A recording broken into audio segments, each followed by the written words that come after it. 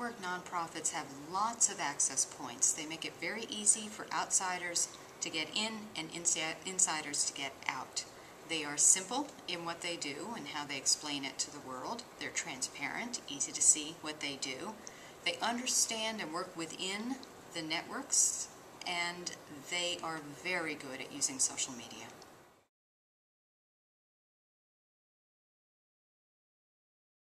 No, and I really want to make this point very strongly, that when people hear Beth Cantor, my co-author, and I talk about social media, sometimes they assume that we're saying it replaces on-land ways of working, which isn't true at all.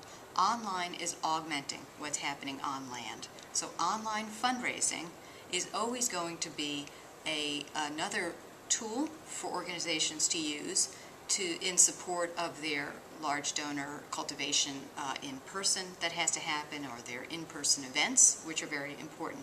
So take, for instance, Twestival, which was a global fundraiser created on Twitter, but the event actually happened in 202 cities around the world. So it started online and then transitioned on land.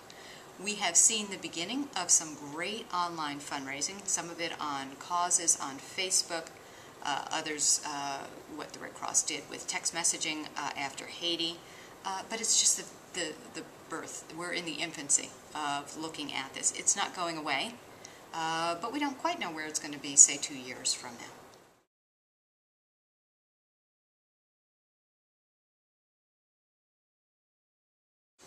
So I think we're at a very interesting juncture now, in that we're not seeing the explosion of new tools that we were 2 or 3 years ago. It's not a tool a day happening right now.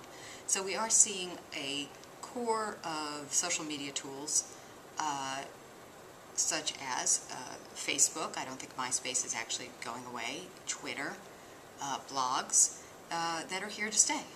And the question now for nonprofits isn't which tool should I be using? It's what conversation do I want to have? And that will drive them to a particular tool. That may work for a month, it may work for 2 years, there's really no way to tell.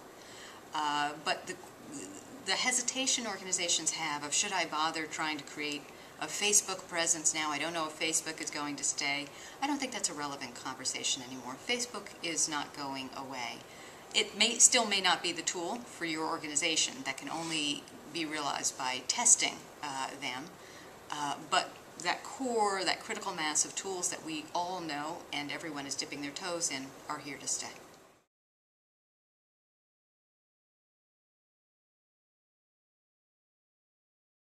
So once groups have a conversation about who they are, what we call in the book, talking about a way of being first before a way of doing.